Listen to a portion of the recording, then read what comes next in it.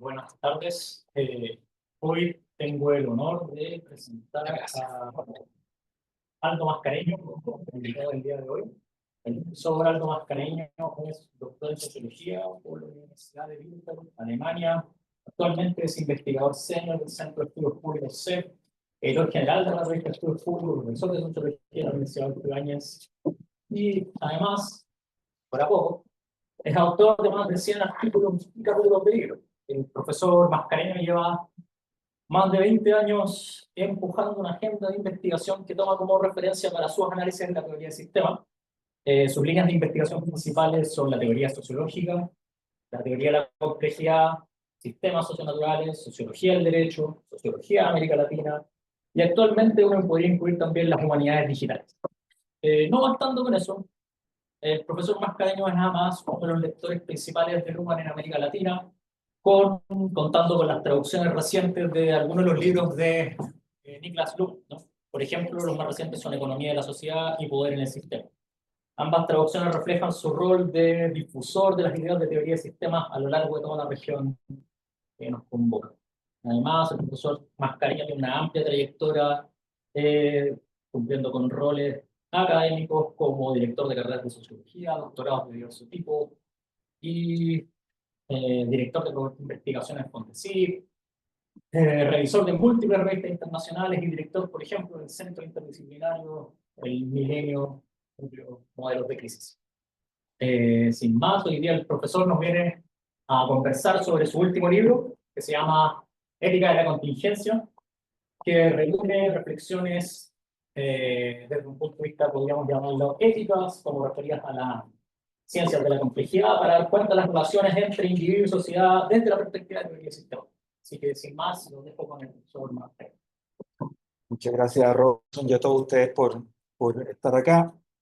La presentación de Robinson como que solo refleja mucho cariño, además, porque nos conocemos hace ya varios años, un poco más larga de mi presentación, casi la, la presentación. Bueno, lo que les quiero como introducir hoy día o presentar en estas sesiones del Magíster de Análisis Sistémico, en el que también hice clases por harto tiempo, hace varios años atrás, y que estoy muy contento de volver a encontrarme con el grupo, con antiguos amigos también que han estado por acá, como Luis Cadena o Gabriela también, con quienes nos conocemos también hace varios años. Que muy cómodo y muy contento de estar acá y muchas gracias por venir. Lo que les quiero presentar hoy día, ¿no? Y es algo que entiendo que en el curso que Robinson hace acá lo han tratado también, es respecto del libro Ética de la Contingencia, ¿no? Entre individuos y sistemas sociales, que es un libro que el año pasado salió publicado, que reúne alrededor de 5 artículos. No son todos los artículos que he escrito sobre el tema, pero esa es una selección, yo diría, de los más relevantes, de los más importantes, de los que cabían para organizarlo, ¿no? Que pareciera un libro, lo que salió efectivamente, y eso es lo que les quiero presentar hoy día. Que Robinson dijo que tomaba como agenda la teoría del sistema. Me parece que esa es una buena descripción que me calza súper bien, ¿no? Porque creo que el libro refleja, el libro Ética de la Contingencia, creo que refleja un espíritu que he tratado de mantener como, no sé si desde el inicio, pero al menos desde hace algunos años, que es pensar dentro del marco de la teoría del sistema, no pensar únicamente desde la perspectiva lumaniana o desde Luhmann, o reproducir lo que Luhmann dice. Tampoco es mi intención como expandir a Luhmann, es como que es imposible hacer eso, ¿no? Porque él se expande a sí mismo con cada nueva cosa que aparece, aun cuando esté muerto. Pero sí tomarlo como agenda, tomarlo como inspiración, ¿no? Y en esa inspiración uno encuentra ciertas cosas, de haber leído tanto, no sé si llamarlo vacío, pero al menos ciertos espacios, ¿no? Que están insinuados en la teoría, ¿no? Pero que no están profundamente explorados. O sea, a mí me parece que el trabajo teórico, cuando uno lo hace sobre estos hombros de gigantes, ¿no? Como Luhmann, como, no sé, también como Habermas, también como los grandes teóricos clásicos y contemporáneos, yo creo que tiene que explorar eso, no tiene que reducirse únicamente a la aplicación de eso a algún espacio concreto, sino también a la exploración, a partir, como inspiración, a partir de lo que estos autores nos han entregado a lo largo de su vida. Entonces el libro responde un poco a eso, a tomar como agenda la teoría de sistemas, como muy bien lo dijo Robinson. Creo que eso representa muy bien el espíritu que está detrás de este libro y el espíritu de mi trabajo en general, entendería. El libro parte con un párrafo que está mal que lo diga, pero que a mí me gusta mucho, ¿no? O sea, un párrafo que creo que creo que con ese párrafo yo creo que está todo dicho, ¿no? O sea, como que seguir después parece un poco inoficioso, pero creo que ese párrafo se puede escribir después de haber leído varios volúmenes y de haber pensado, en el fondo también cómo explorar ciertas cosas de una relación que a Luhmann no le interesaba mucho, que era la cuestión de la ética. Cuando uno dice no le interesa mucho, bueno, en el libro mismo se dice, escribió, no sé, como 15, 20 artículos de la cuestión, y hay como 2 o 3 libros, ¿no? Sobre las cosas de ética y moral en Luhmann. Eso es poco en el sentido lumaniano, comparado con todo lo que escribió de derecho, por ejemplo, o de política. Entonces yo creo que aquí hay algo que yo pretendo que sea como más bien propio, o sea, una reflexión propia a partir, por supuesto, del humano. Y el primer párrafo del libro dice lo siguiente, y se los quiero leer, porque creo que es importante leerlo. Eh, las sociedades modernas, ¿no? Comienza el libro así, ¿no? La introducción. La introducción siempre, ustedes saben, está escrita después de haber escrito todo el libro y de haber, eh, de haber reflexionado sobre esto. Y por eso creo que condensa bien el espíritu de lo que está detrás y la novedad de lo que está detrás. Las sociedades modernas son cada vez más diferenciadas, fácticamente, debido al aumento y densidad, el aumento en la densidad e interrelación de organizaciones, redes y sistemas. Redes, fíjense, es una palabra no estrictamente lumaniana. Son también más plurales normativamente un concepto que no está dentro de la teoría del sistema, o que si lo está, está en un sentido muy específico. Sociedades entonces son más plurales normativamente, gracias al incremento de la variedad de perspectivas evaluativas acerca de la vida en sociedad. Los consensos en ellas son crecientemente improbables, y cuando se alcanzan, sus rendimientos son inestables. Fíjense acá la inflexión que hay. Con creciente regularidad percibimos, nosotros, con creciente regularidad percibimos, muchas veces con dramatismo, cuán lejos nos encontramos del futuro que imaginamos en el pasado para este presente. Cuán lejos nos encontramos nosotros mismos del pasado que nosotros imaginamos para este presente. Es una experiencia yo creo, cotidiana para cada uno de nosotros. ¿Cuánto nos falta para llegar al estado de cosas? Ni siquiera perfecto. ¿Cuánto nos falta para llegar al estado de cosas? Ni siquiera perfecto que individual o socialmente planeamos en el pasado. ¿Cuánto vacío e incompletitud hay en nuestra vida y en nuestra sociedad? La conciencia de esa incompletitud es lo que inaugura la experiencia de la contingencia. Me parece que ese primer párrafo condensa el espíritu que está detrás de esta propuesta de ética de la contingencia, de la relación entre nosotros individuos, ¿no? Como individuos existentes, como individuos, como sistema, ni siquiera como sistema psíquico, ¿no? En el sentido técnico, estricto, lumaniano, sino como individuos que tienen una semántica acerca de sí mismos como individualidad, ¿no? Como una cierta unidad. La semántica de la individualidad nos da unidad a nosotros mismos, nos da unidad de sistemas psíquicos, nos da unidad física, nos da unidad orgánica, nos da un proyecto, nos da normas, nos da orientación, nos da dimensiones objetivas, temporales y sociales también. O sea, como que nuestra observación no es una observación desde los sistemas, ¿no? Cuando participamos de ellos, cuando estamos incluidos en ellos, sí, efectivamente nos acoplamos a ellos, pero en un principio observamos individualmente, ¿no? Desde esta construcción que llamamos individuo. Y en esa construcción, no siempre en el pasado hemos planeado que en este momento estaríamos en una determinada situación. Y a lo que invita este libro es a pensar inicialmente, ¿no? ¿Cuán distantes estamos de ese futuro que imaginamos? ¿No? ¿O cuánto nos hemos desviado? Distantes que puede ser que todavía nos falta, sí. Distantes puede ser que lo superamos. Distantes puede ser que seleccionamos otra alternativa, seleccionamos otra vía a la cual llegar. Yo creo que toda esa experiencia de lo que nosotros imaginamos en el pasado para nuestra presente, ¿no? Y la observación nuestra de la distancia que se produce entre ese pasado y este presente, es justamente la experiencia de la contingencia de la sociedad, ¿no? Cuando digo experiencia, no es un concepto vacío, ¿no? No es un concepto lumaniano, es un concepto que ustedes conocen muy bien y quiero explorar en ese concepto en esta presentación. Eh, Profundizar en él.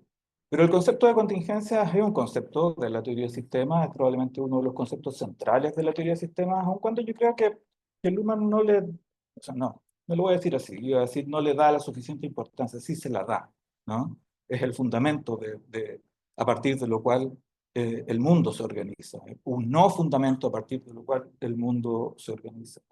Eh, pero creo que el concepto de experiencia, ¿no? Refleja también este sentido más fenomenológico, que también existe en la teoría de sistemas, ¿no? Pero que en la teoría de sistemas está interpretado desde el punto de vista de los sistemas sociales, no tanto de los individuos. La inflexión, ¿no? Que este libro, que esta propuesta, que este intento de teorización pretende hacer,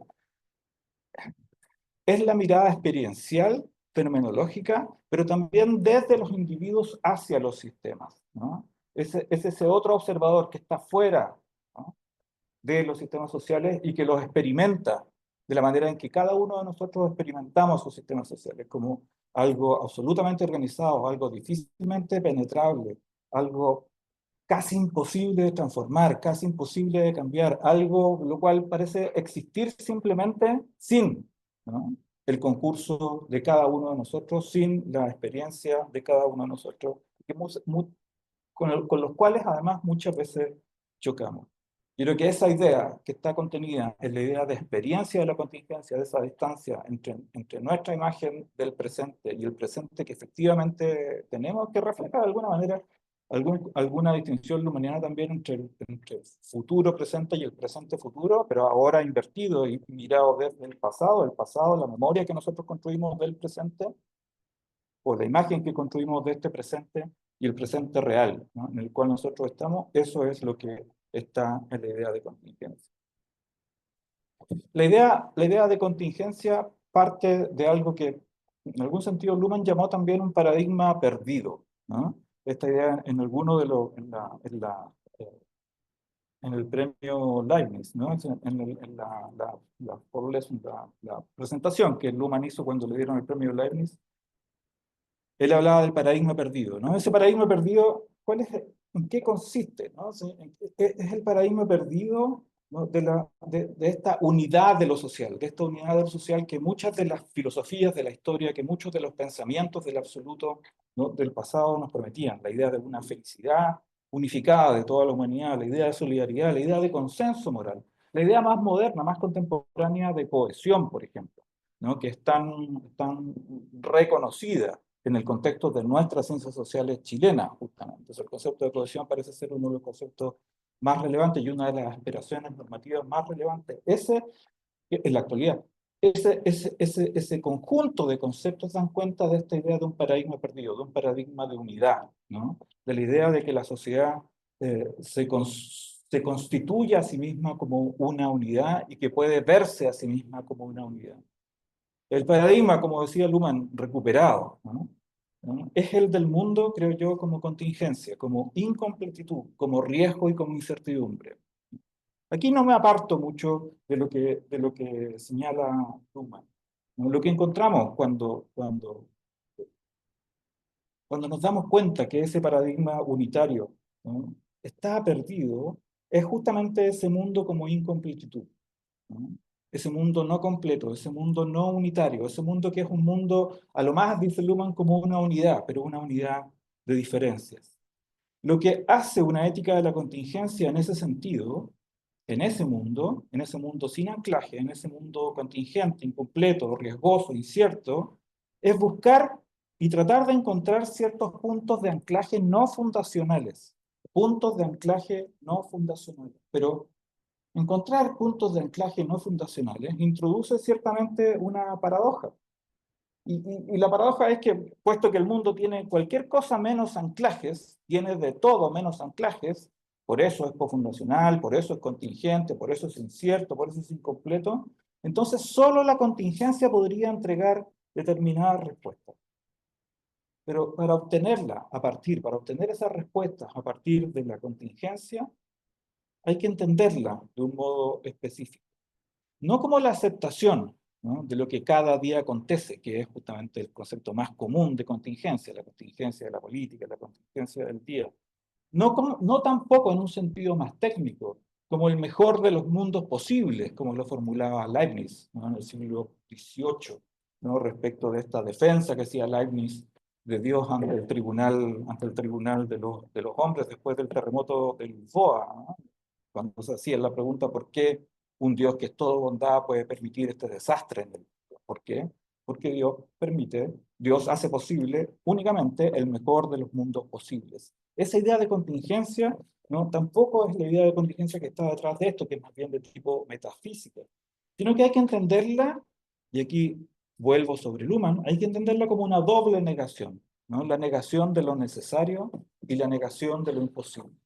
El concepto de contingencia tiene una tradición una tradición religiosa, como en la tradición cristiana, es tremendamente fuerte. También uno lo puede encontrar en los griegos, también uno lo puede encontrar en esto, pero el desarrollo del concepto de contingencia, ¿no?, en la lógica modal tiene un desarrollo muy fuerte en el medioevo, en la teología cristiana, ¿no? En la teología cristiana como distintas posibilidades del mundo, como con posibilidades, ¿no?, posibilidades distintas del mundo. Sin embargo, el concepto de contingencia que aparece en la teología cristiana medieval es más bien un concepto asociado a esta idea de contingencia metafísica, de este Dios que sale del mundo y que permite que los hombres organicen ese mundo, que los seres humanos organicen ese mundo.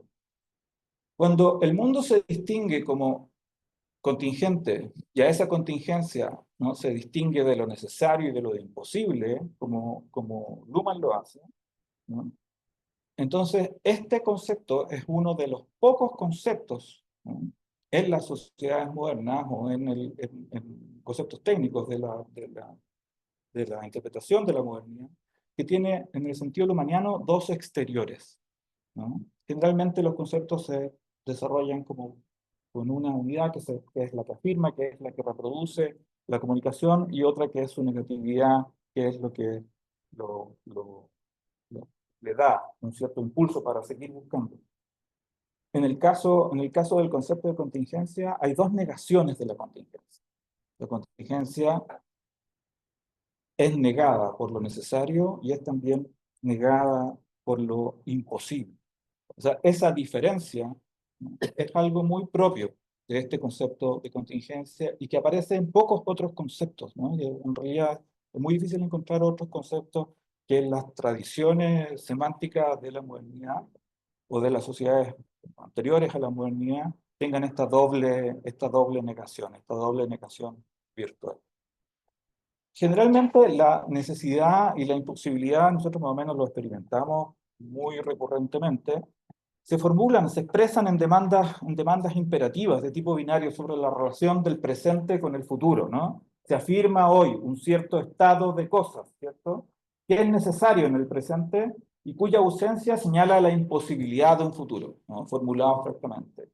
Por ejemplo, los conservadores, como pudiésemos decir, afirman la necesidad del control valórico de la población porque la actual crisis moral conduciría a la debacle del orden social, ¿no? Es algo que uno podría estar viendo ahora, por ejemplo, a propósito de la introducción de la ley de aborto. Cuando aparece eso, justamente aparecen las imposibilidades respecto del aborto y las negaciones respecto de esa posibilidad de hacer eso. Los ambientalistas, por ejemplo, los ambientalistas religiosos, ¿no?, alegan la necesidad, lo vimos en la Convención Constitucional, por ejemplo, la necesidad del decrecimiento, ¿no? Pues de otra manera el planeta se destruiría en el mismo plazo. Entonces parecen haber ahí también otras formulaciones de necesidad. Los fanáticos del mercado denuncian la imposibilidad del Estado si se desea mantener las libertades en el futuro.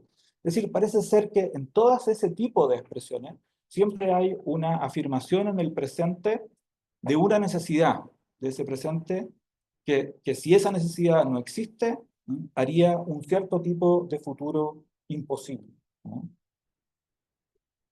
Esas son afirmaciones de necesidad e imposibilidad. Ese es el concepto de contingencia. La contingencia con una doble negación, la negación de lo necesario y de lo imposible. Ahora, el concepto de contingencia es distinto de una idea de ética de la contingencia, ¿no? La pregunta es, ¿en qué consiste esta ética de la contingencia? Cuando el mundo es así, cuando el mundo es incompleto, cuando el mundo es incierto, cuando el mundo es riesgoso, cuando el mundo es, por tanto, contingente como una negación de lo necesario y lo imposible, ¿no? ¿Cómo, en el fondo, uno puede producir una ética que pretenda establecer ciertos anclajes no fundacionales en un mundo sin fundamento, ¿no? Esa es la gran pregunta que está detrás de este libro. La contingencia, uno puede decir, para intentar comenzar a responder a la pregunta por esa ética de la contingencia, es la fundación negativa del mundo, ¿no? La fundación negativa del mundo, por tanto, indica la ausencia de un fundamento, la ausencia de naturaleza humana, de la esencia del ser humano, de otras formulaciones como esta gran cadena del ser de la Edad Media, la ausencia de Dios, por supuesto, de esa figura, la ausencia incluso de una finalidad y de una racionalización, de una racionalidad en la historia, como lo proponía Kant, ¿no? De esta idea del progreso continuo hacia mejor, que nos llevaría en última instancia a una paz perpetua, la ausencia de sujetos de la historia y la ausencia, por cierto, de una unidad final, una unidad al final de la historia que reuniría a los seres humanos. La ausencia de una unidad final, al final de la historia es la ausencia de eh, de una, de un reino virtuoso, es la ausencia del comunismo al final de la historia, ¿no? Es la ausencia de una resolución al final de la historia, es la ausencia de un colapso, es la ausencia de un apocalipsis, ¿no? Es la ausencia de cualquier finalidad en ese horizonte temporal, ¿no? O sea, el concepto de contingencia o la idea de una ética de la contingencia tiene que renunciar a esos elementos fundacionales, ¿no? Necesariamente tiene que hacerlo, ¿no? Porque cada uno de esos elementos definirían una cierta necesidad de futuro, ¿no? A la cual tendríamos que en el presente, ¿no? Introducir determinadas imposibilidades para llegar a esa necesidad de futuro. Y eso es algo que desde la idea de contingencia no es posible. Todas estas estructuras, ¿no? Estas estructuras que le formulaba, que han sido semánticas de las sociedades premodernas y modernas, ¿no? Anteriores a la modernidad y actuales, todas estas estructuras reflejan múltiples formas de fundamentación última, ¿no? La naturaleza humana, la esencia del ser humano, Dios, la finalidad, el fin, al final de la historia, el sujeto de la historia también. En tanto, ellas remiten al fundamento del humano o de lo social, ¿no? Y cuando lo hacen así, muestran la contingencia de sí mismas. Son, en algún sentido, autodescripciones, como lo llamaría Luhmann, de la sociedad. Son formulaciones que emergen de la propia sociedad para crear fundamentos en un mundo, ¿no? Que no tiene ese fundamento, que carece de ese fundamento. Todas esas son producciones de la sociedad para afirmarse a sí misma, justamente porque esa sociedad, especialmente esa sociedad moderna, se da cuenta que carece de esos fundamentos. Porque carece de esos fundamentos, entonces tiene que crear estas necesidades y tiene que, a partir de esas necesidades, definir determinadas imposibilidades o definir determinadas necesidades para llegar a esa necesidad final. Todas esas definiciones, esas autodescripciones de una unidad al final de la historia, de una esencia del ser humano, de Dios como un fundamento unitario de la sociedad, han tenido múltiples consecuencias sociales como nosotros sabemos. Pero justamente eso, de nuevo, refleja la contingencia de ellas. Apuntan a realizar una finalidad, pero siempre han terminado adaptándose a la contingencia del mundo, cualquiera de esas finalidades. Por ejemplo, cada época ha formulado versiones distintas de la naturaleza humana, ¿no? Si la naturaleza humana fuese efectivamente una, ¿no? Esa naturaleza humana permanecería, pero la sociedad ha ido a través de las distintas semánticas filosóficas, a través de las distintas semánticas cotidianas también, cambiando esa idea de naturaleza humana, la ha ido adelgazando, la ha ido acortando, ha ido reduciendo su característica, ¿no? Incluso ha llegado a terminarla en el siglo XX como una naturaleza humana indistinta, como una naturaleza humana indeterminada, en el sentido de Kellen, como un ser humano sin atributos, por ejemplo, ¿no? en el sentido de Milton, ¿no? O ha tenido que listar esa esencia del humano, ¿no? Siempre esa construcción, como lo digo, se ha hecho más delgada. La gran cadena del ser, la famosa gran cadena del ser que Dante representaba tan bellamente en sus, bueno, en sus poemas, ¿no? Y que después fue pintada también en estas figuras que todos hemos visto, no recuerdo el nombre del, del ilustrador de eso, pero es un tipo muy famoso que lo hizo unos siglos después de los poemas de Dante. La gran cadena del ser de la Edad Media, ¿no? Donde teníamos el Espirio, ¿no? Y al final el ínfero, y una estratificación absolutamente necesaria del orden social de esa época, que reflejaba muy estrictamente el orden social de la sociedad medieval, ¿no? Dominado religiosamente, se disolvió, ¿no? Se disolvió con la Revolución Francesa. Dios abandonó la tierra, como les decía en el terremoto de Lisboa. El mundo solo dejaba de ser un mundo a imagen y semejanza de Dios y comenzaba a ser solo el mejor de los mundos posibles desde esa idea de contingencia metafísica. Estas las filosofías de la historia que nosotros conocemos tan bien, ¿no? Desde Kant, Marx, todo el idealismo alemán, Hegel, ¿no? Fichte, ¿no? Hölderlin incluso, ¿no? Todas esas filosofías de la historia, incluso uno pudiese decir, incluir dentro de esas filosofías de la historia, en último término, como quizás un último representante de esa tradición, al propio Habermas, ¿no? Todas esas filosofías de la historia que prometían unidad al final de la historia ya no pueden sostenerse ante la paradoja de la diferenciación de sistemas, ante la paradoja, ante la paradoja a la cual las pone la diferenciación funcional. Esto vale tanto para las utopías positivas, ¿no? Las utopías de la racionalidad, del comunismo, de la síntesis, de la reconciliación, desde el espíritu hegeliano hasta incluso, ¿no? La formulación latinoamericana filosófica como la quinta raza de Vasconcelos, ¿no? Esta raza cobriza, nosotros, ¿no? Que justamente por poder aceptar todas las otras variaciones seríamos la síntesis final de esa humanidad. O el consenso de Habermas. Y también vale para las utopías negativas, como la del apocalipsis, la del fin de la humanidad en el cristianismo, la del fin de la humanidad por el colapso climático, por ejemplo, o la del fin de la humanidad porque las máquinas, en último término, la inteligencia artificial nos va a usar como fuente de energía en el sentido de Matrix. Que además no es una formulación solamente popular, sino que es una formulación que aparece en mucha literatura futurista respecto del desarrollo de la inteligencia artificial. En una formulación, yo diría simple, ¿no? Esta idea de ética de la contingencia es la negación de estas necesidades, ¿no? Y la negación también de estas imposibilidades. Niega que exista un fundamento necesario, ¿no? Pero acepta, fíjense este giro también, ¿no? Niega la existencia última de un fundamento necesario, pero a la vez acepta la posibilidad de la existencia de ellos como autodescripciones de la sociedad. Les da ese rango.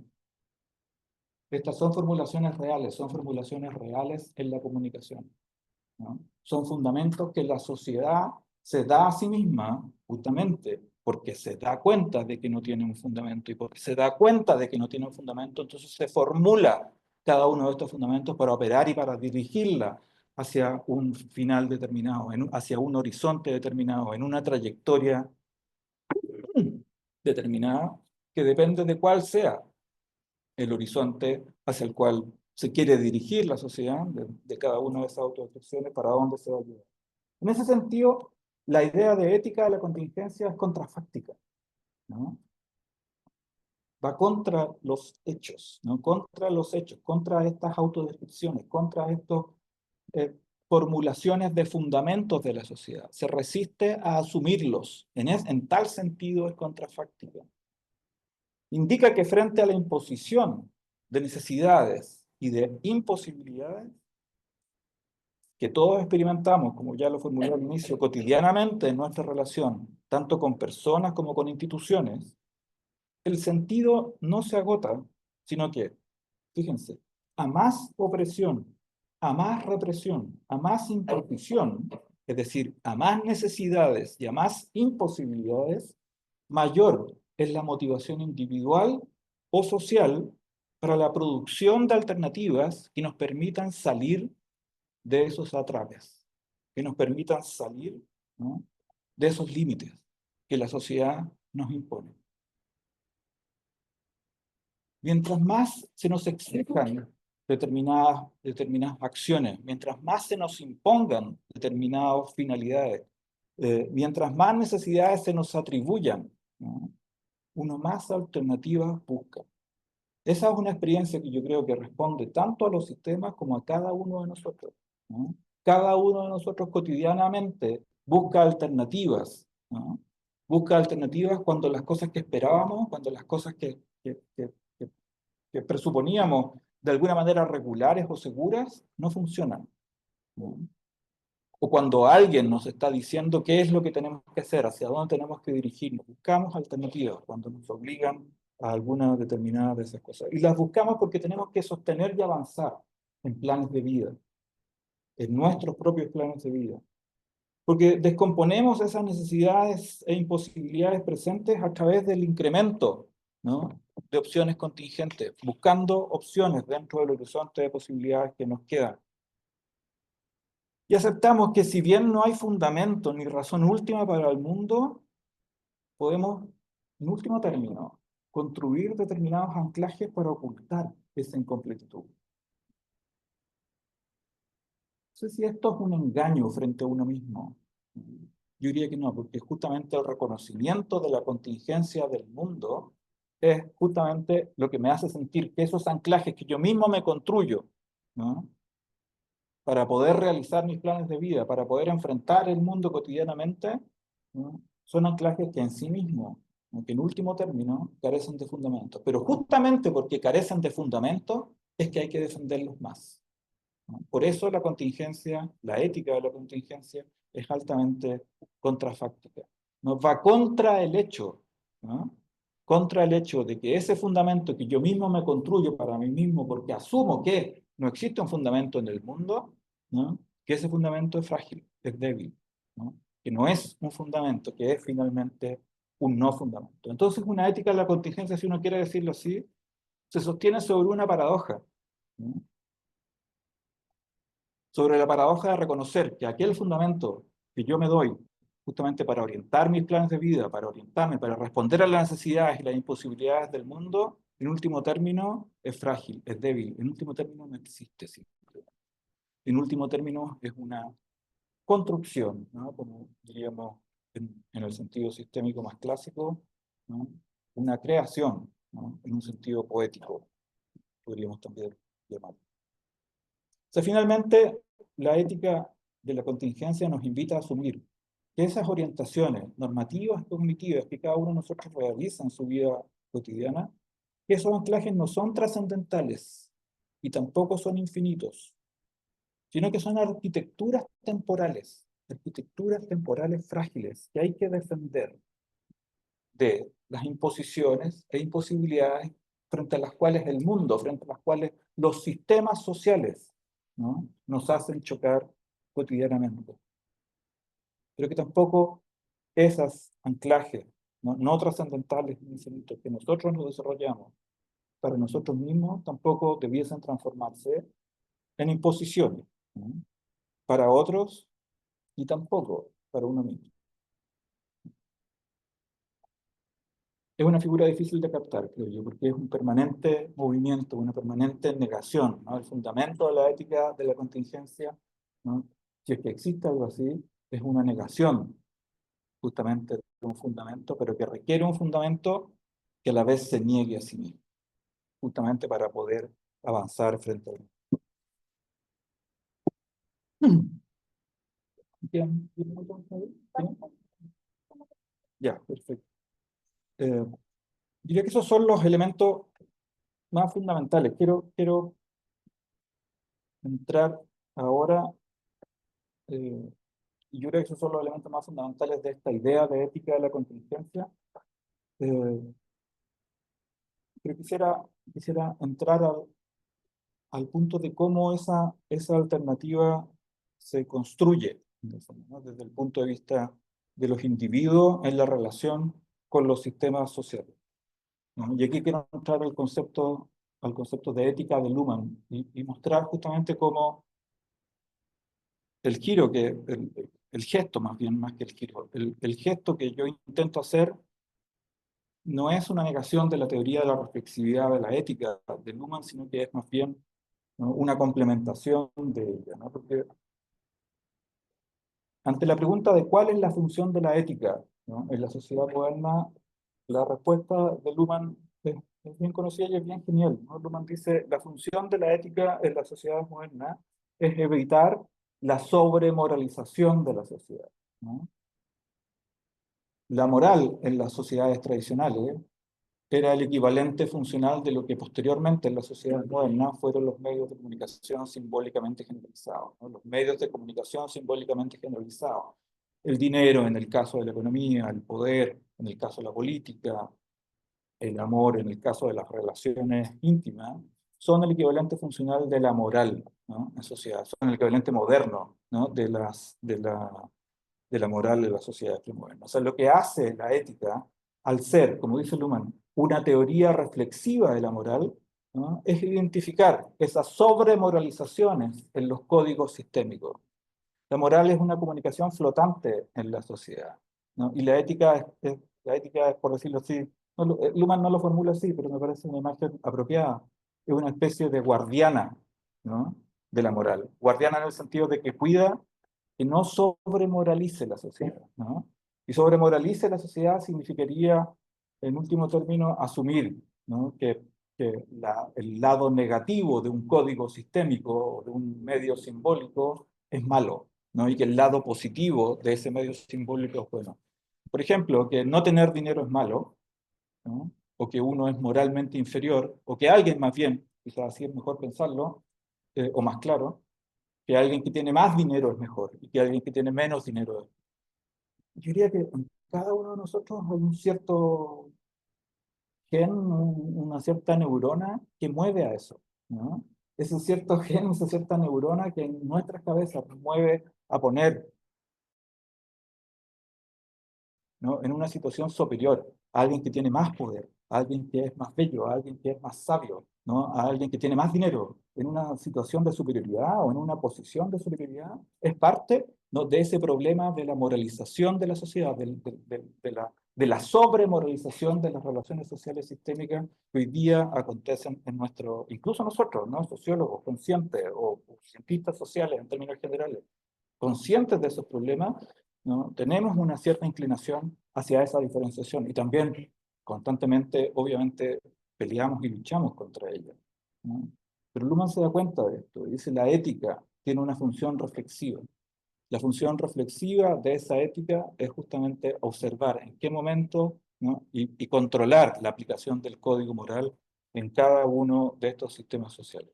Me parece que esa es una función genial de la ética, es una formulación genial de Luhmann, tantas otras por lo demás, respecto de la función de la ética en el contexto de la sociedad moderna, ¿no? El control de la comunicación moral, ¿no?, el ponerle ciertos límites a la comunicación moral en la comunicación sistémica en general. Pero mi tesis es algo distinto, ¿no? Mi tesis en este libro general es que los individuos, nosotros, ¿no?, en tantas entidades psíquicamente autónomas, nos acoplamos a la sociedad, ¿no? Nos acoplamos a la sociedad a través de lo que, en conexión con escritos con la teoría de Margaret Thatcher, a mí me gusta llamar un modus vivendi personal, que vincula, ¿no?, y esto es muy importante, ¿no?, que vincula nuestra motivación individual con diversas opciones de selectividad social. Voy a llegar a cuál es, desde mi punto de vista, la función de la ética, complementaria con esta función de control de la sobrecomunicación moral. Pero mi punto de partida para llegar a ese resultado es que los individuos, en tanto entidades, nosotros psíquicamente autónomos, nos acoplamos a la sociedad a través de este modus vivendi personal que vincula nuestra motivación individual con distintas opciones de selectividad social. Cuando digo distintas opciones de selectividad social, estoy justamente pensando en las opciones de selectividad social que entregan los sistemas sociales, ¿no?, cosa que Luhmann ya ha descrito.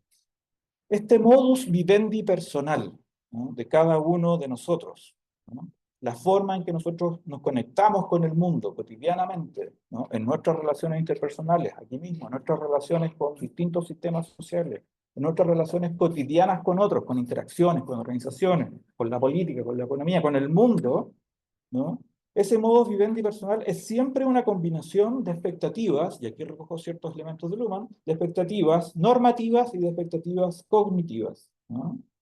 Y si conocemos bien la diferencia entre expectativas normativas y cognitivas en Luhmann, sabremos que ellas se componen, ¿no?, de una cierta priorización, ¿no?, de preocupaciones e intereses que se jerarquizan en nosotros las personas, las primeras, las preocupaciones normativas. Las preocupaciones normativas son aquellas, o las expectativas normativas más bien, en el sentido luhmanniano, ¿no?, son aquellas que operan a pesar de que el mundo esté constantemente decepcionándolas. Uno espera que el mundo sea siempre democrático, pero nos damos cuenta todos los días que el mundo no lo es, ¿no? Sin embargo, nosotros no renunciamos a la expectativa de que el mundo sea democrático, de que la vida sea justa. Esa es una expectativa normativa, ¿no? Y la expectativa cognitiva es la que nos hace aprender simplemente del mundo, ¿no? El mundo nos muestra una cosa, nosotros aprendemos. El mundo nos muestra que es redondo, o que tiene una curvatura, digamos, que no es redondo exactamente, pero que no es plano, por lo menos, ¿no? Y nosotros aprendemos de eso, ¿no? Esa experiencia es la que nos hace renunciar a una expectativa cognitiva. Cada aprendizaje es una expectativa cognitiva. Yo trato de variar algo ese contenido y aplicarlo a las expectativas normativas y cognitivas en este modo vivendi personal de nuestra relación con el mundo. Lo normativo es entonces una jerarquización, una priorización de preocupaciones e intereses que nosotros tenemos respecto de ese mundo, ¿no? Una preocupación y jerarquización de intereses que puede variar de acuerdo a las condiciones del mundo, es decir, que puede variar cognitivamente, ¿no? En el sentido de una ética de la contingencia, en el sentido de este modo vivendi personal que cada uno de nosotros tendría, ¿no?, en la relación con los sistemas sociales, no hay una separación estricta entre la dimensión normativa y cognitiva, ¿no? La dimensión normativa es siempre cognitiva en el sentido que si suponemos una ética de la contingencia, entonces la norma que esa ética de la contingencia debiese aplicar en el mundo no puede ser nunca una norma necesaria, ¿no? Tiene que tener algún grado de posibilidad, algún grado de falibilidad. Tiene que ser, por tanto, incompleta. Tiene que ser incierta, tiene que ser riesgosa, pero a la vez tiene que ser noble, ¿no? A la vez tiene que orientarnos, ¿no? O sea, como que siempre la ética de la contingencia está jugando en ese borde, en ese límite. Es decir, en esta relación con el mundo, ¿no?, siempre tenemos que aprender de ese mundo, sin necesariamente renunciar a la norma, ¿no? La norma que cada uno de nosotros como que establece para su modus vivendi, para sus formas de acción, en la relación con el mundo, en la relación con otras personas, en la relación con instituciones, en la relación con sistemas, ¿no?, es siempre cambiable, ¿no? Eso es lo que señala una ética de la contingencia. En ese sentido, es social, ¿no? Se construye en ese acoplamiento entre individuo y sociedad y va cambiando. La norma se va cognitivizando, ¿no? La norma se va haciendo flexible. Incluso en algún momento, porque las opciones están cerradas, ¿no?, porque los caminos se nos cierran, porque las puertas se nos cierran, porque las oportunidades se acaban, ¿no?, podemos cambiar de nuevo.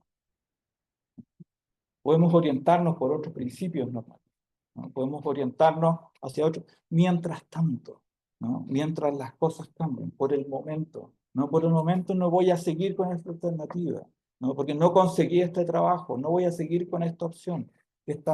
Si una ética de la contingencia o algo así existe, entonces esa ética de la contingencia debe ser normativa, pero una norma que sea profundamente cognitivizable, adaptable a las condiciones que el mundo nos ofrece, pero no al punto de que el sentido normativo del modus vivendi se elimine y se pierda, ¿no? Yo creo que esa es la trayectoria, ese es el escenario al cual responde una idea de ética de la contingencia. Siempre este modus vivendi personal va a tener que lidiar, ¿no?, con las constricciones estructurales y las oportunidades que el mundo nos pone. En la medida en que en determinadas situaciones los individuos se enfrentan a esas restricciones, de inclusión severas o no encuentran opciones sociales para realizar el modus vivendi, entonces la ética, ¿no? Esta priorización de criterios normativos, esta priorización y jerarquización de opciones y de expectativas que cada uno de nosotros tiene, ¿no? Se convierte en un factor de motivación. Se convierte en el último factor de motivación de cada uno de nosotros para restablecer o para reforzar la relación nuestra con los sistemas sociales. Uno puede decir, todo esto es tremendamente funcional a los sistemas sociales. ¿No será este un engaño, ¿no? de los sistemas sociales? ¿No será esta una gran construcción, una gran matrix, ¿no? de los sistemas sociales para justamente conducirnos a la selectividad de ese mundo? Bien puede ser. Puede ser que así sea, si es así, es el mundo, pero el planteamiento, ¿no? de una ética de la contingencia es cómo entonces conducirse frente a ese mundo y cómo tratar de encontrar opciones en él cuando justamente los sistemas sociales nos están agobiando o nos están construyendo una idea que es muy difícil de manejar. En este sentido, y con esto voy a concluir, en este sentido la función de una ética, ¿no? en el sentido lumaniano, reflexiva, como lo señala Luhmann, no es únicamente evitar una sobremoralización de la sociedad, como Luhmann lo proponía, como Luhmann anticipaba, sino, más bien, o además, impedir la separación absoluta de motivación individual, de nuestra motivación individual y selectividad social. Hay un principio lumaniano básico, ¿no? O sea, uno de los obstáculos epistemológicos de Luhmann que todos ustedes seguramente conocen es que los seres humanos están fuera, ¿no? de la sociedad, ¿no? Y eso se entiende de manera metodológica, de manera simple.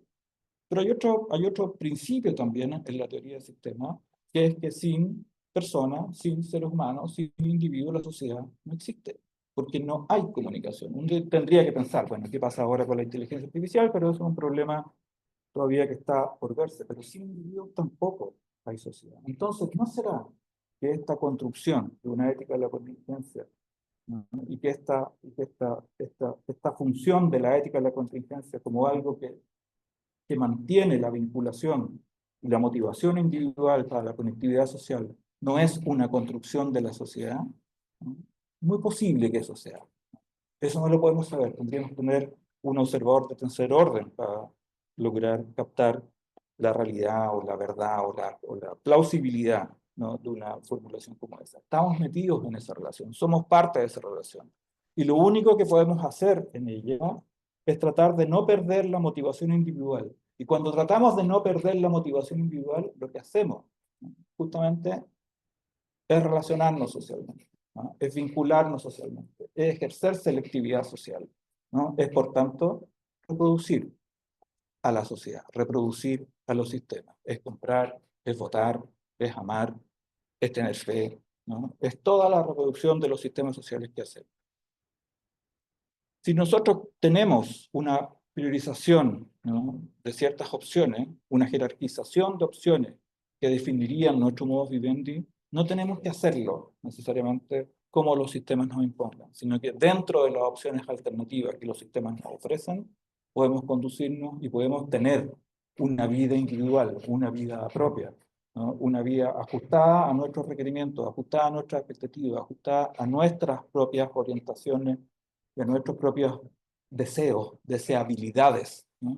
A nuestras propias formas de autocomprendernos en el mundo, ¿no? Y en esa medida también reproducir la sociedad. A eso es lo que le llamo, en último término, una ética de la contingencia, es decir, una modalidad de vinculación tanto normativa como cognitiva entre nosotros, las personas, ¿no?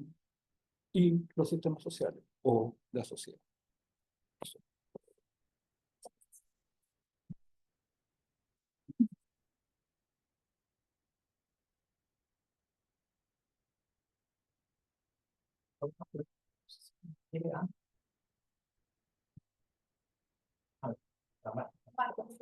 Bueno. Si te tienes que ir temprano, así que por favor, Bueno, muchas gracias por la fueron definiciones muy interesantes como se planteó y empezar con Nicolás, como todo el relato sobre.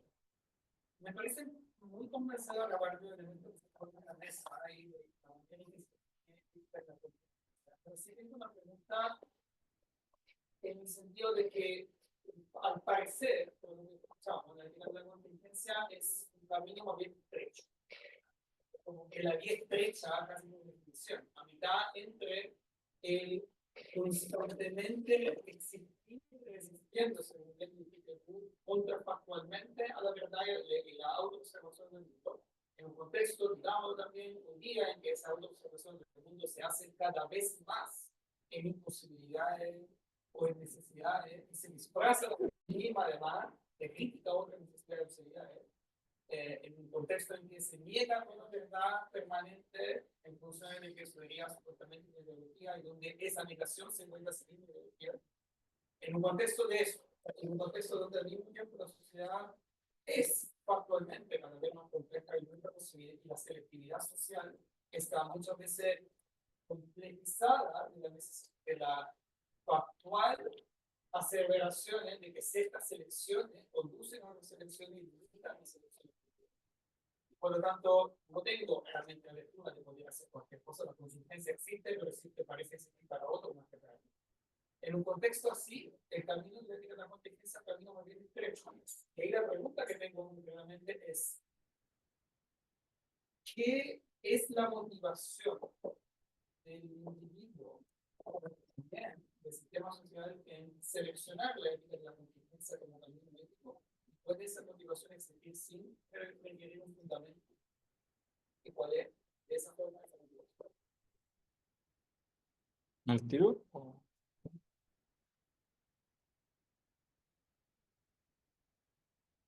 Sí. Espérate, Marco. Tiro. No te vayas todavía, Marco.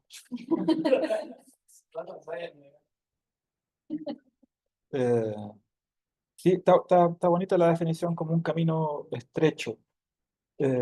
Bonita, no sé si es totalmente correcta, a lo mejor es porque puede no ser estrecho, porque puede ser, porque puesto que es móvil, es un camino que es difícil de encontrar cada día, probablemente. ¿No? Y en ese sentido es estrecho. No es que haya una vía única dentro de ese horizonte de posibilidades o de imposibilidades y de necesidades, no que es el que haya que encontrar. Porque yo creo que la idea de ética de la contingencia, si es que se entiende desde el punto de vista de una relación entre la motivación individual y la selectividad social, entonces esa motivación individual, esa vinculación tiene que permanentemente reeditarse. ¿No? Tiene que permanentemente estar en contacto con el mundo. O sea, la desconexión de ese mundo es lo que, pues, primero, hace perder nuestra capacidad de realización, ¿no? De la motivación, y por otro lado, es lo que deja de aportar contingencia hacia el mundo, deja de aportar complejidad, es lo que elimina, ¿no? Cada día, por decirlo así, que nos quedamos como deprimidos en la casa, ¿no? Eh, es un día en que no aportamos a la complejidad de la sociedad, es un día que no aportamos a la contingencia de lo social, ¿no? Y es un día en el cual la motivación individual no logra una conexión con el mundo, ¿no? O sea, la idea de ética de la contingencia justamente señala, ¿no? O apunta a que en momentos así, en último término, eso es algo que no alcancé a decir, pero que en momentos así, en último término, ¿no? La propia ética se transforma en una motivación, ¿no? Y se transforma en una motivación en las múltiples formas de la ética, ¿no? Tanto como una ética orientada al consenso, como una ética orientada a la finalidad, como una ética orientada a la justicia, o sea lo que pueda hacer en ese momento. Es un camino estrecho, sí, es cierto, ¿no? Es un camino frágil y difícil, y es un camino que, sin embargo, yo creo que cada uno de nosotros más o menos naturalmente ejerce todos los días, ¿no? Aun cuando, aun cuando aun cuando tengamos ciertas categorías normativas que queramos realizar en último término, que queramos realizar así más fundamentalmente, grandes categorías de justicia, grandes categorías de libertad, ¿no? todos los días contrafácticamente nos damos cuenta de que esas categorías de justicia, esas categorías de decencia o de libertad, simplemente no existen. Aun cuando esas son necesidades que una ética que a mí, por lo menos, ¿no? Como orientaciones normativas, no me llama mucho la atención. Entiendo que puedan ser como fundamentos para cada uno de nosotros también, o para cada uno de las personas en el mundo, puedan transformarse en una fuente de motivación fundamental. Pero lo que señala la ética de la contingencia es que aun cuando esos sean los fundamentos a partir de los cuales nuestra motivación se ejerza, ¿no? Y puesto que no encontramos esas realizaciones hechas en el mundo, puesto que en el mundo no encontramos siempre justicia, no encontramos siempre decencia, no encontramos siempre irregularmente democracia, entonces buscamos, ¿no? Entonces buscamos ese camino alternativo, buscamos ese camino estrecho, ¿no? Si la sociedad se hace más compleja, yo creo que eso es precisamente una garantía de poder encontrar más posibilidades, ¿no? Mientras más compleja es la sociedad, mientras más diferenciada es, ¿no? Las opciones distintas, ¿no? De selectividad social se incrementan.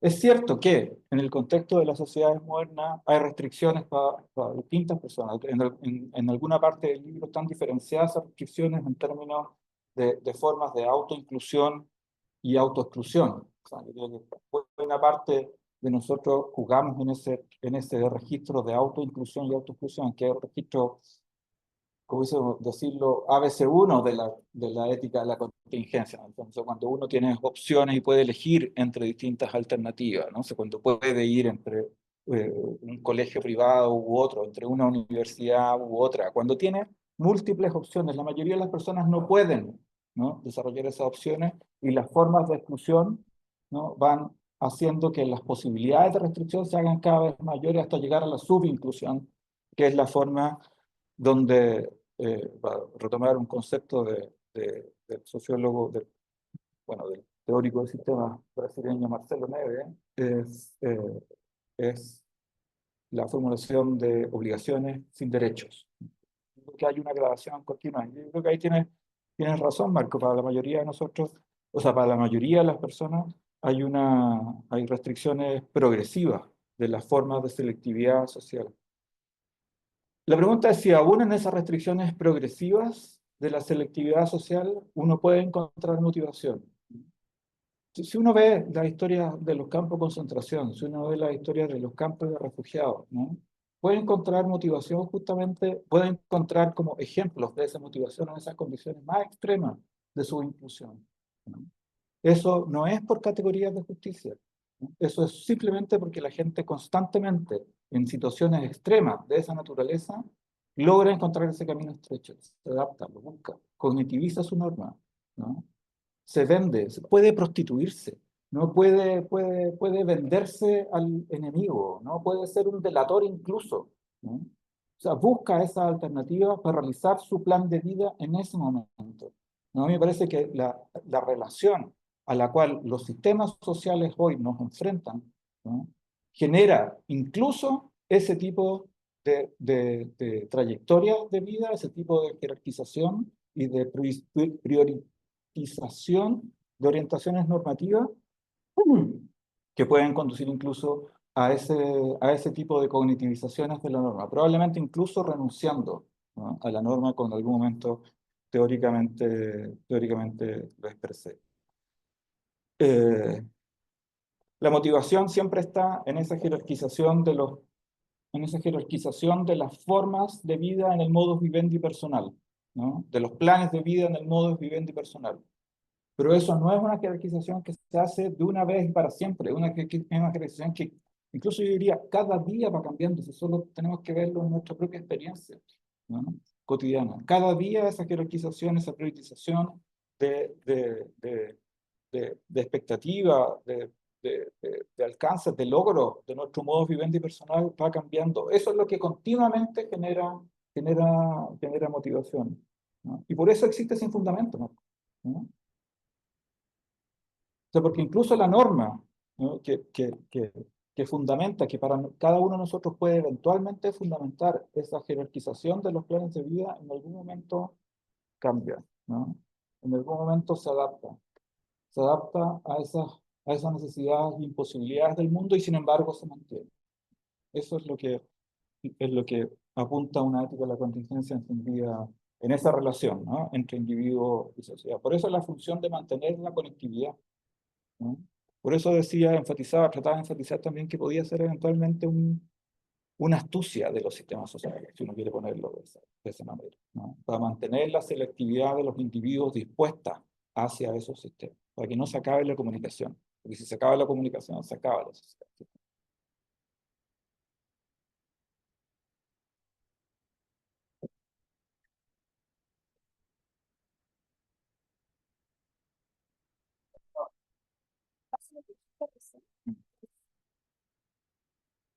Sin duda el concepto es controversial, porque queramos o no, nuestros fundamentos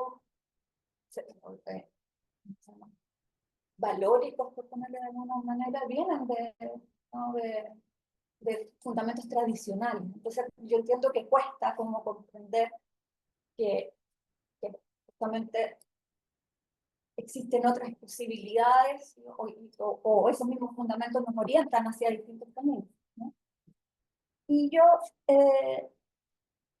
y también es una controversial porque lo que tú dices es que toda esta arquitectura de selecciones individuales es ética, ¿no? Todas las posibles arquitecturas inestables de selecciones individuales son éticas. Pero yo te quería llevar a tu primer paper sobre el concepto que escribiste hace como 15 años. Y ahí tú decías que decías algo como que la única distinción, digamos, negativa que se podía hacer en, en base al concepto de la ética de la contingencia, entendiendo que justamente el concepto niega esta idea entre lo bueno y lo malo, ¿no? Entre lo positivo y lo negativo. Pero sin embargo, la única como distinción valórica negativa que había detrás era la no aceptación de la violación de los derechos humanos, ¿verdad? Entonces, No, de acuerdo. ¿no? Me estoy adaptando. Lo recuerdo muy No, bien. pero, Lo recuerdo muy bien y recuerdo haberte a lo mejor, no sé si recuerdo que lo leí o haberte sí, pero a ver, ¿cómo era la pregunta? que la única como distinción negativa posible de hacer a partir de la ética de la contingencia era, o sea, en el sentido de valorar negativamente, era la violación de los derechos humanos. Entonces te quería preguntar si Si seguía pensando eso. ¿cómo lo formularías ahora? Eso. A ver, o sea, yo creo que la forma de los derechos humanos es el derecho natural de la sociedad. ¿No? O sea, es como el equivalente del- del- del- de la naturaleza humana en las sociedades premodernas. Es la forma en que la sociedad a sí misma ha construido sus propios fundamentos. Entonces se construye un fundamento que es inviolable, ¿no? El jus cogens, como término. O sea, esas normas de derecho, esas normas, esos principios fundamentales, no de derecho, sino que esas formas de principios fundamentales de carácter moral, ¿no? Que la sociedad en algún momento de su existencia formula a propósito de eventos históricos, como el caso del totalitarismo nazi, del totalitarismo soviético también, pero fundamentalmente del nazi, del holocausto, ¿no? Que es de donde surgen los derechos humanos, como un límite de inviolabilidad, ¿no? Como una cláusula de inviolabilidad. La pregunta que uno tendría que hacerse sociológicamente es si los derechos humanos se violan después de eso. Y la experiencia nos indica, y la observación sociológica nos indica que sí se violan. Eh, si uno tuviese que formular como esa, esa, esa aproximación en la actualidad respecto a los derechos humanos, yo diría que la inviolabilidad de los derechos humanos sigue siendo cierta para la sociedad, ¿no? Sigue siendo un fundamento para la sociedad. Yo diría que mientras más se amplían, ¿no? esos derechos humanos, es más factible justamente que esos derechos humanos pierdan su valor porque es más probable que más derechos se violen a la vez. Bueno, entonces yo creo que hay un juego ahí que es perverso con esa idea de inviolabilidad. Aun cuando uno tiene que aceptar, aun cuando uno tiene que asumir que los principios sobre los cuales las sociedades modernas se construyen, las sociedades democráticas se construyen en la actualidad, ¿no? Tienen su fundamento en esa idea de derechos humanos inviolables, que en el caso de las sociedades como estatales y democráticas sobre la base del Estado de Derecho, se transforman en lo que conocemos como derechos fundamentales, protegidos, resguardados por las constituciones, que son también, entre comillas, inviolables, ¿no?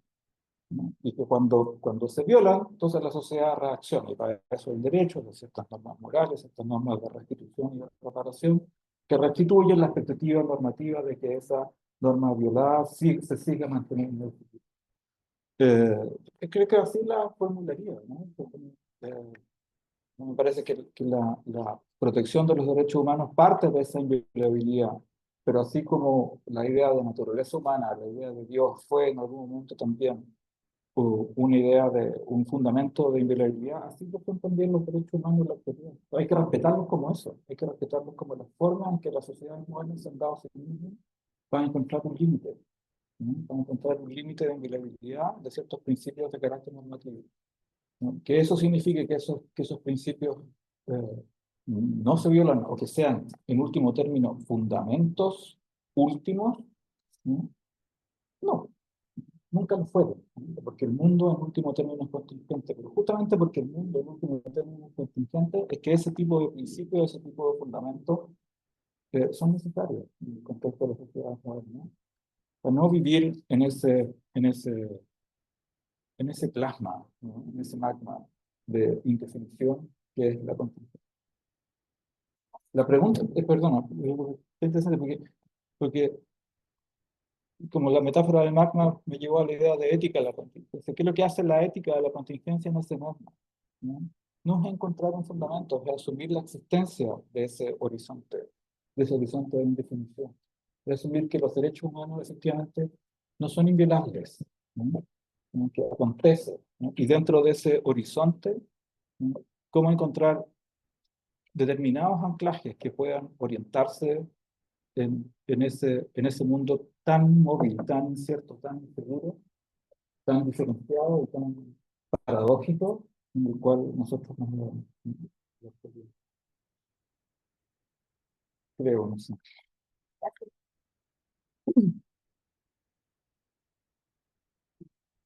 Mi pregunta sería, sobre cuáles serían los posibles riesgos de la ética de la contingencia. Pensando como que los sistemas sociales adoptar esta ética podría llevar a un aumento de complejidad que tal vez desencadene incluso de diferenciación de los sistemas sociales. Y porque lo que está escuchando, me da la impresión de que los sistemas sociales igual caen en esta especie de autoengaño al momento de reducir complejidad, al buscar como cierta sensibilidad muy específica. Entonces, si se acepta esta contingencia, ¿no sería un tanto riesgoso? Si aconteciera así, sí. Y conduciría a lo que tú señalas, pero la intención de esta formulación teórica no está puesta en los sistemas sociales, sino que está puesta en la relación de nosotros los individuos con sistemas sociales. O sea, somos nosotros los que buscamos esas formas de adaptación. Nosotros no somos economía, no somos medios simbólicos, ¿no? Es como que nos incluimos o nos excluimos de esas categorías sistémicas, ¿no? Si los sistemas sociales se comportaran, ¿no? Desde el punto de vista de la ética de la contingencia, ¿no? Se adaptarían constantemente. Algo de eso probablemente pasa y uno quizás pudiese describir, se me ocurre ahora, como ciertas categorías, ciertas formas de corrupción, como formas de adaptabilidad de los sistemas a distintas otras exigencias que se le imponen desde su entorno, ¿no? Por ejemplo. Eh, y quizás uno podría describirlo en esos términos, los problemas de diferenciación. Pero mi problema no son los sistemas sociales que están como construidos, categorizados, como definidos en el sentido de cuáles son sus lógicas de funcionamiento desde el punto de vista humano. Mi tema es justamente cómo nosotros entonces nos comportamos frente a eso. ¿Cuál es la consecuencia para nosotros los individuos, desde la perspectiva individual frente a eso? Ese es un gesto que cambia como el punto de vista de los sistemas que Luhmann adopta. Si uno lo ve en ese sentido, desde un punto de vista de los individuos, los sistemas parecen necesarios, ¿no? O sea, nos están constantemente imponiendo determinadas necesidades, ¿no? Definiendo determinadas imposibilidades. Y porque lo hacen así, ¿no? Porque se autodescriben, además, los sistemas de esa forma, entonces nosotros como individuos buscamos, ¿no? Determinadas formas de incluirnos en ello. La forma más fácil de incluirse en la economía es tener dinero en el fondo, ¿no? Y participar de esos procesos económicos, de la política, a interesarse en ella y participar y opinar probablemente en la esfera pública o votar, ¿no? Que es la forma más clásica, que es la forma más clásica de hacerlo. Y dentro de esos marcos nosotros jugamos con una alternativa. Mientras los sistemas, ¿no? Y aquí hay una condición también que es necesaria para una ética de la contingencia, o no sé si es necesaria, pero al menos es algo que contribuye, ¿no? A la selectividad de opciones, es que, es que una exigencia, ¿no? Para la, o una, más que exigencia, una condición para la realización de los planes de vida nuestros, ¿no? Se hace mucho más probable cuando los sistemas sociales ofrecen distintas posibilidades de inclusión, cuando ofrecen una variedad institucional mucho más alta, ¿no? O sea, cuando hay más opciones institucionales, cuando hay más opciones sistémicas, cuando hay, para ponerlo en términos más planos, cuando hay más opciones de trabajo, cuando hay más opciones de estudio, cuando hay mayor diferenciación en la sociedad, cuando hay más religiones, cuando hay, qué sé yo, no sé, más equipos de fútbol, más tipos de música, ¿no? Las posibilidades de inclusión de cada uno de nosotros se facilitan. Cuando la variedad institucional, la variedad de opciones es más alta, entonces las posibilidades de motivación individual se hacen más diferenciadas. Y uno puede ejercer esa selectividad. A mí me parece que las redes sociales, por ejemplo, amplían, ¿no? El espectro de posibilidades de selectividad, ¿no? Absolutamente en comparación a lo que teníamos cada uno de nosotros 10 años atrás, ¿no? O sea, podemos elegir entre la Tierra redonda y la Tierra plana. O sea, como que una cosa que antes simplemente no se podía. O sea, como hay una variedad de opciones mucho más alta, ¿no? De selectividad de la que podíamos tener hace 10 años, hace 20 años atrás, ¿no?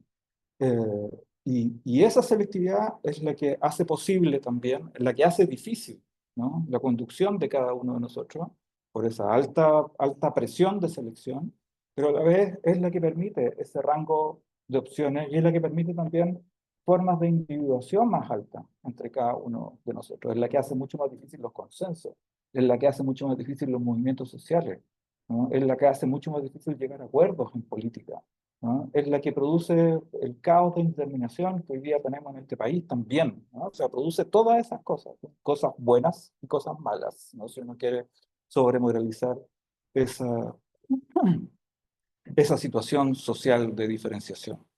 Pero pareciera ser que la diferenciación que ofrecen los sistemas siempre ofrece, ¿no?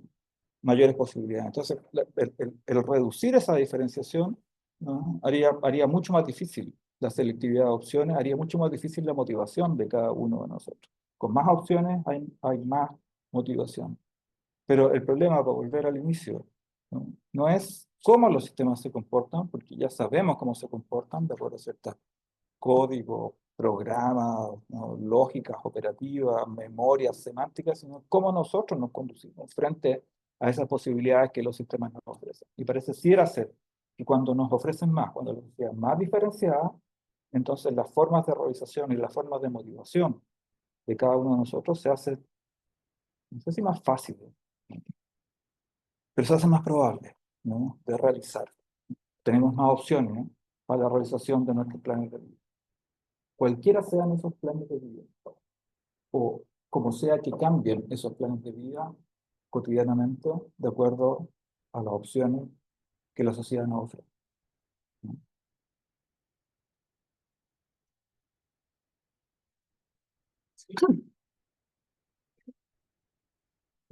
constantemente surge cuando pienso por la idea de la idea de indiferencia. Como si no es que la técnica de la contingencia va a conducir a un incremento de indiferencia del sistema psíquico entre sí y entre el sistema psíquico y sistemas sociales de algún modo, ¿no?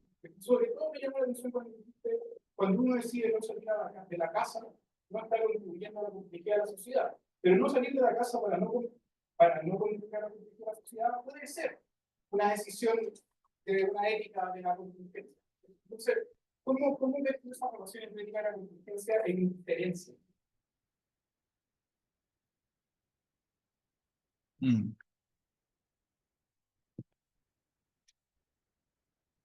Sí, no sé muy bien, Felipe, ya, pero elaboremos a partir del ejemplo que yo puse y que tú como repones en la discusión. Quedarse en la casa sería un ejemplo de indiferencia y no participación. Cuando lo formulabas así, me daba cuenta también que uno puede quedarse en la casa pasando los shorts de YouTube, ¿no? Mirando el Instagram, lo cual contribuye hoy día a la selectividad de la sociedad, ¿no? Probablemente para no contribuir a la selectividad de la sociedad, hoy quedándose en casa, uno tendría que quedarse absolutamente quieto e inmóvil durante todo el día y no agarrar el teléfono, no agarrar el iPad, no agarrar el computador, ¿no? Porque de otras maneras siempre contribuye a eso. Puede ser, por supuesto, una decisión individual, también el no contribuir a la sociedad, ¿no? O sea, el no contribuir a la selectividad social. No contribuir a la sociedad, sino que no contribuir a la selectividad social y quedarse en la casa. Yo creo que la forma más extrema de eso es el suicidio. Sin duda que es una forma de eso. Muchas veces eso también se puede hacer involuntariamente, ¿no? Por enfermedades mentales o cosas por el estilo. Y cuando pasa eso, entonces, ¿cómo reacciona la sociedad? La sociedad reacciona con las amistades, empiezan a llamar. La sociedad reacciona con terapia, la sociedad reacciona con licencias médicas, ¿no? Reacciona con el uso de las licencias médicas para salir de vacaciones también, ¿no? O sea, es difícil la indiferencia, ¿no? Es difícil la indiferencia en las personas, me da la impresión, ¿no? O sea, es difícil no estimularse, es difícil que algo no motive la selectividad social, ¿no? Ahora, la indiferencia en sistemas sociales sí. Ahí, claro, ahí cumple una función, ¿no? Ahí cumple una función muy... Y hay un bonito, muy bello artículo de Luhmann, que es uno de los últimos que escribió, The Organization of World Society, que es del año 96, 97. No recuerdo exactamente dónde habla del neglect, ¿no? De esta idea del neglect, que es como... que uno lo puede traducir en términos amplios, así como indiferencia de los sistemas, ¿no? O negligencia de los sistemas, ¿no? Como que cuando Luhmann tiene ya una cierta, bueno, probablemente cerca de su muerte, quiero sobreinterpretar la idea, pero cuando Luhmann como finalmente ya ha pasado su etapa de fascinación con la descripción de los sistemas sociales, ¿no? Y está en esa etapa más tardía de su pensamiento, cuando los describe simplemente como máquinas indiferentes, ¿no? Y dice, uno puede tener las expectativas morales y las justificaciones morales que van a estar siempre tan justificadas como siempre, pero ¿qué podemos hacer en una sociedad, ¿no? Que solo puede observar por una pequeña rendija, ¿no? Lo que acontece con todas las personas, ¿no? ¿Qué puede hacer esa sociedad si esa sociedad, qué podemos hacer nosotros en esa sociedad si incluso esa sociedad no puede controlarse a sí misma? O sea, esa idea de la incontrolabilidad, producto de la indiferencia de los sistemas respecto de aquello que acontece, ¿no? Con los individuos o de aquello que acontece con otros sistemas, es, diría yo, como uno de los elementos más claros y a mí me parece más interesantes del último Luhmann, del último periodo de Luhmann, la función de la indiferencia, la función del neglect. No recuerdo exactamente cómo era en alemán, no sé si Hugo, te acordarás cómo era la formulación en alemán. ¿Ah? Es originalmente en inglés, yo creo que no, pero bueno, ya, pero lo de haber pensado en alemán sería interesante verlo como lo pensaba en alemán, pero esta idea del neglect, yo creo que ahí cumple sí efectivamente una diferencia. Para los individuos la forma más radical, diferencia como decía, es la muerte o el suicidio, y cuando la indiferencia se usa, ¿no? En la interacción social sigue siendo motivación, ¿no? Sigue siendo motivación de exclusión, sigue siendo motivación de discriminación, que de nuevo reproduce formas de selectividad social, reproduce sistemas sociales. En ese sentido. No se me ocurre otra forma de responder, como desde el punto de vista de la ética de la contingencia, cuál sería la función de la indiferencia. Más bien, probablemente la indiferencia, si uno quisiera formularlo así como por cerrar la pregunta o la respuesta, ¿no? La indiferencia es un componente fundamental de los sistemas sociales que los hacen incontrolables. Tienen que ser indiferentes justamente para funcionar y operar de la manera en que lo hacen, ¿no? Y justamente una función de la ética de la contingencia es es, es superar esa indiferencia, ¿no? Desde el punto de vista de los individuos y buscar posibilidades de inclusión. Por tanto, buscar posibilidades de motivación de cada uno de nosotros, ¿no? Para participar de esa selectividad social, aun cuando los sistemas sean indiferentes con nosotros.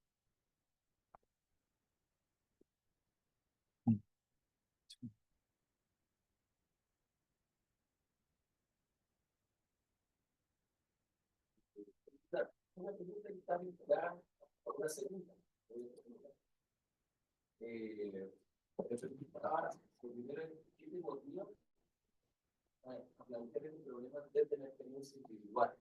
O desde la formulación individual, llevar un concepto tan central y una reflexión tan relevante que es la ética de la inteligencia a la experiencia individual y al problema sobre cómo nos conducimos en un contexto de alta diferenciación.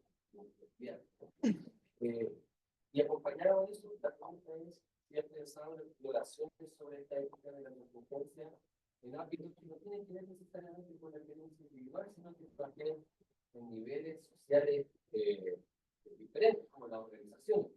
Tenemos la posibilidad de una ética de la contingencia organizacional. ¿Qué sería eso?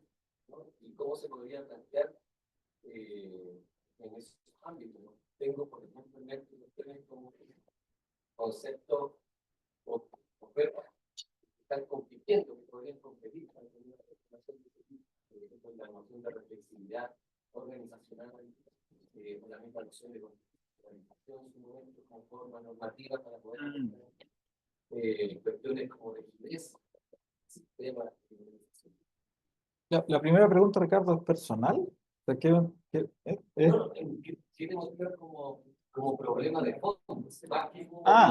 No, como el problema de fondo es el de la relación de los individuos con la sociedad, ¿no? O sea, como es el de esta, es como tratar de buscar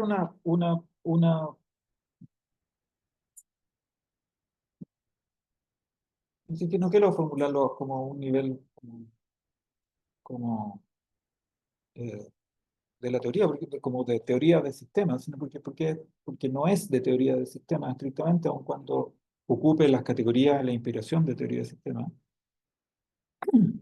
Probablemente tenga que ver con cuál es con cómo cada uno de nosotros, en un mundo como con esta caos, con esta diferenciación, con este desorden, con este riesgo, con esta indefinición, incertidumbre que cada día, con la cual cada uno de nosotros sale en la mañana, eh, sin embargo, esperando que las cosas sean más o menos regulares como el día de ayer las dejamos, ¿no? O sea, yo creo que esa diferencia eh, entre esa expectativa y esa realidad diría yo, lo que me mueve, o sea, es ver cómo desde el punto de vista de los individuos observamos también o experimentamos a los sistemas, ¿no? Eso es algo que a Luhmann no le interesaba, no le interesó, ¿no? Como que no le interesaba esa perspectiva. Yo diría que en esta idea está siempre ese intento de visualización, por eso la idea de búsqueda, por eso la idea de establecimiento de cierta jerarquía, ¿no? En las formas del modus vivendi de cada uno de nosotros, ¿no? Es como cada uno de nosotros, como salimos cada día a enfrentar eso. Probablemente uno pudiese decir que es una universalización de la experiencia mía, ya, bien, pero está puesto en un nivel de teoría por lo menos.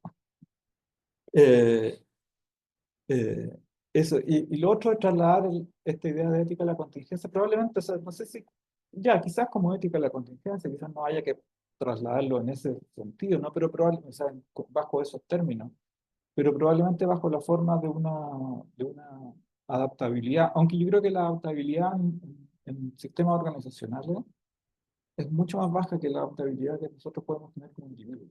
O sea, los rangos de variabilidad, los rangos de movimiento, los rangos de experiencia son mucho más limitados, ¿no? En ese nivel, aun cuando sean entornos o situaciones mucho más complejas que probablemente cada uno de nosotros como individuo, pero los rangos de variabilidad y los rangos de adaptabilidad son mucho menores, ¿no?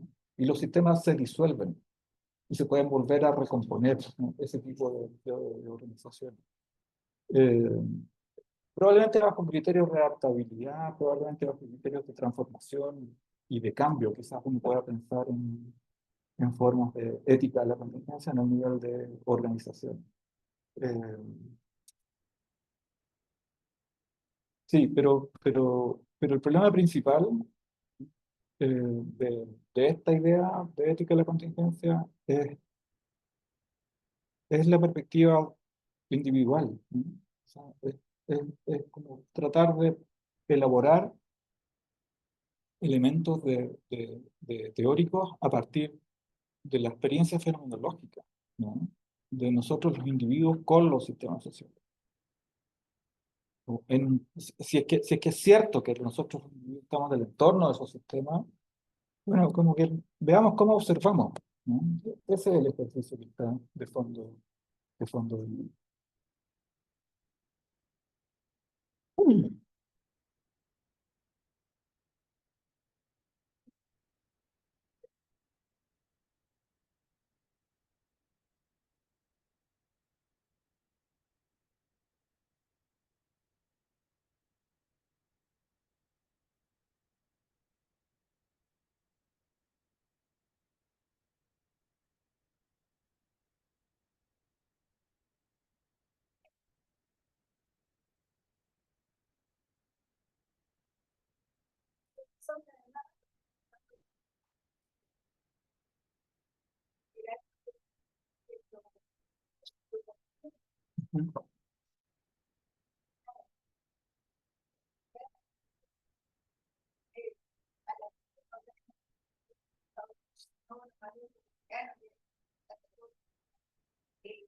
En ese tema, claro, como quién le da el carácter normativo a ese horizonte, o de dónde se observa también. Porque nosotros no lo estamos viendo, Mm.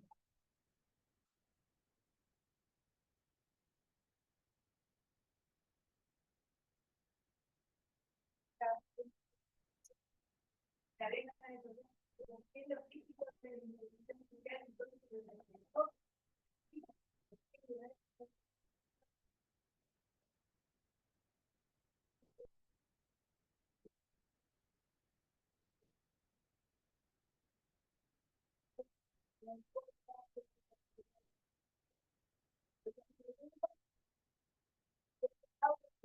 Mm.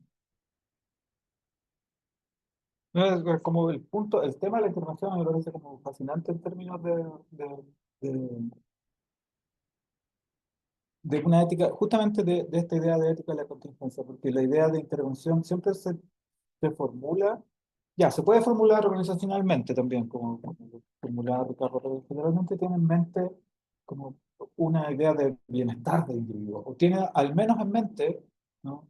A individuos, ¿no? Tiene al menos en mente a personas, tiene al menos en mente la transformación como efecto para las personas, la transformación de sistemas, la transformación de operaciones, la transformación de ciertos patrones de conducta que afectan a personas en último término, y en ese sentido uno pudiese formularlo como normativo.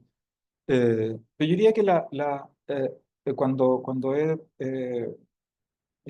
escrito o he reflexionado sobre los problemas de normatividad en la cuestión de la intervención, ¿no? A mí siempre me parece que la forma de una forma fundamental de una ética de la contingencia aplicada a la intervención eh, es justamente intervenir asumiendo cuáles son los criterios, comillas, normativos del sistema, ¿no? Que en términos sistémicos nosotros lo formulamos como formas operativas o lógicas operativas del sistema, ¿no? O sea, la expectativa de una ética de la contingencia aplicada a la intervención tiene que ver con esta idea que nosotros en teoría de sistemas conocemos como intervención contextual, ¿no?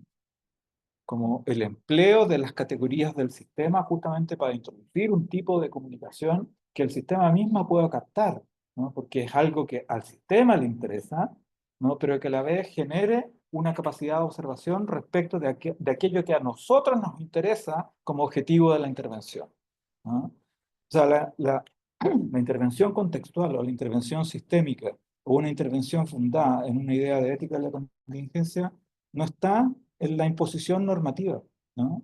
Al sistema. No está en la definición de un horizonte normativo hacia el cual el sistema tiene que dirigirse.